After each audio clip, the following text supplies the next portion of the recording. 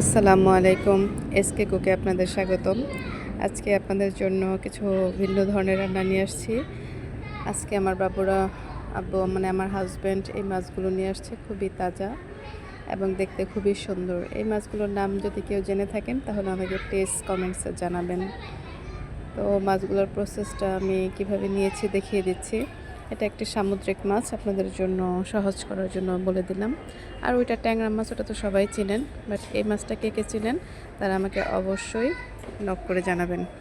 একটা মাছ দেখিয়ে দিয়েছি, তো আপনাদের সুবিধার্থে আরেকটা মাছও কেটে আমি দেখিয়ে দিচ্ছি।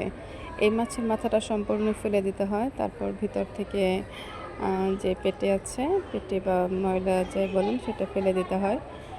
এটার মাথাটা নাকি খাওয়াই যায় না, আর লেজটা তারপর আঁশ আছে পরিমাণে অল্প গায়ে, কিন্তু মাছটা খেতে খুবই সুস্বাদু, দেখতেও খুবই সুন্দর। তো আমি মাছগুলো কেটে নিচ্ছি। মাছগুলো কাটতে ভালোই লাগছে, কারণ এত বেশি কাটা নাই। আমি অবশ্য মাছ টাছ এত বেশি কাটতে পারি না, এত বেশি অভিজ্ঞ না। তো এই যে সবগুলো মাছ কাটা শেষ হয়ে গেল। এই যে এখন আমি ট্যাংরা মাছগুলো কেটে নেব। ট্যাংরা মাছ দিয়ে কী কী আইটেম করা যায় আপনারা প্লিজ আমাকে সেটাও কমেন্টসে জানাবেন। আপনাদের কমেন্টসগুলো পড়তে আমার খুবই ভালো লাগে। আসলে বড় মাছ থেকে আমার ছোট মাছটা খেতেই বেশি ভালো লাগে। বড় মাছগুলো আমার এত বেশি ভালো লাগে না। ছোট মাছের টেস্ট অন্যরকম, বিশেষ করে ছোট মাছের চচ্চড়ি করলে সেটাও খুবই ভালো লাগে। তো ট্যাংরা মাছটা কাটতে গেলে আমার যেহেতু ছাই নেই, শহরের মধ্যে ছাইটা এত বেশি পাওয়া যায় না, অনেক সময় থাকে না। তো ছাই ছাড়া কাটতে কিন্তু খুবই অসুবিধা হয়ে যায়, খুবই পিচ্ছিল। ওদিক থেকে আমি ছুরি বসিয়ে দিয়েছি, ছুরি সিদ্ধটা, কারণ কাটার প্রসেসিংটা হতে হতে ছুরি সিদ্ধটা হয়ে গেলে সেটা ভালো হয়। এদিকে আমি টমেটো নিয়ে নিলাম। টমেটো, পেঁয়াজ, আলু, কাঁচামরিচ, ধনেপাতা সব কিছু আমি কাটাকাটি কমপ্লিট করে দিব। অনেকে আছে একটা কিছু কিছু কমপ্লিট করে রান্না বসিয়ে দেয়, অনেক আছে সব কিছু কমপ্লিট করে বসিয়ে দেয়। তো আমি অনেক সময় এক একবার এক একটা প্রসেস ইউজ করি। কোনো সময় যখন দেখি তাড়াহুড়া তখন একটা একটা করে বসিয়ে দিই, আর যখন দেখি না সময় আছে সব একসাথে গুছিয়ে নিয়ে তারপর আমি রান্নার প্রসেসিংয়ে চলে যাই। তো এই পর্যায়ে আমি মাছগুলো হলুদ আর লবণের গুঁড়ো দিয়ে মেখে তারপর ভাজার প্রসেসে চলে যাব। মাছগুলো বেশি ভাজবো না, কারণ যেহেতু এটা বিরিয়ানি দিব, হালকাই ভেজে নিব।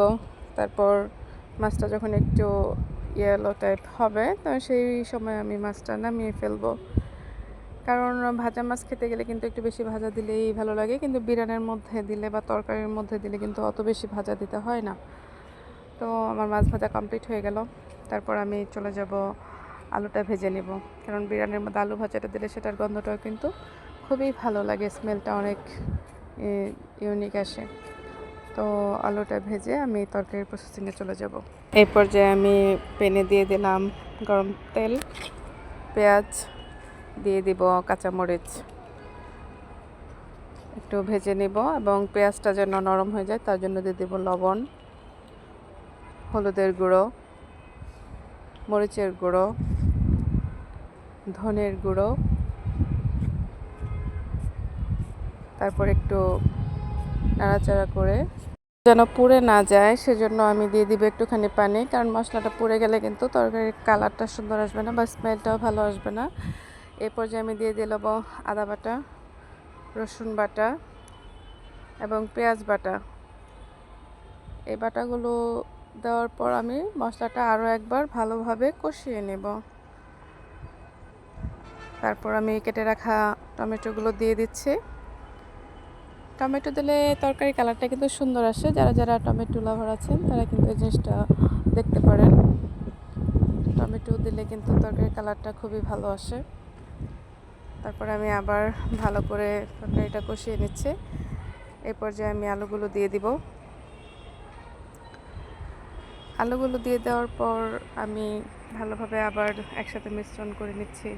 তারপর আমি ঝোল দিব এবং মাছগুলো তারপরে দিয়ে দিব। তো যারা যারা আমার চ্যানেলে নতুন আছেন, এখনও আমার চ্যানেলটি সাবস্ক্রাইব করেননি, প্লিজ লাইক কমেন্টস করে আমার চ্যানেলটি সাবস্ক্রাইব করে দিবেন, কারণ আপনাদের কমেন্টসগুলো পড়তে আমার খুবই ভালো লাগে। চ্যানেলে যারা যারা আছেন আশা করি দেখতে দেখতে ভালো লাগবে, এবং ভালো লাগা থেকে এক পর্যায়ে ভালোবাসা তৈরি হয়ে যাবে। তো আমি ঝোল দিয়ে দিয়েছি। এই পর্যায়ে ঝোলগুলো যখন একটু কমে আসবে সেই পর্যায়ে আমি দিয়ে দিব এই যে মাছগুলো। বলক চলে আসছে, মাছগুলো দিয়ে দিয়েছি। অ্যাট লাস্ট ধনেপাতা দিয়ে দিব। ধনেপাতা দিয়ে কিন্তু আমার রান্নার প্রসেসিংটা প্রায় শেষের দিকে চলে আসছে। তো আমি ডাল বসিয়ে দিয়েছিলাম, ডালটা গলে গেছে, বলক চলে আসছে। তো আমি দিয়ে দিলাম এটার মধ্যে টমেটো, ধনেপাতা এবং কাঁচামরিচ। আমি একটা কামরাঙা মরিচও দিয়েছি, যেটা নাগা মরিচ বলেন। ওই কামরাঙা মরিচটার ফ্লেভারটাও কিন্তু ভালো লাগে। তো ডালটা বাগার দেওয়ার জন্য আমি রসুন ভেজে নিয়ে ডালটা আমি বাগার দিয়ে দিয়েছি। তো যাদের যাদের আমার চ্যানেলে নতুন আসছেন সবাইকে ধন্যবাদ। প্লিজ চ্যানেলটি সাবস্ক্রাইব করে দিবেন। ধন্যবাদ।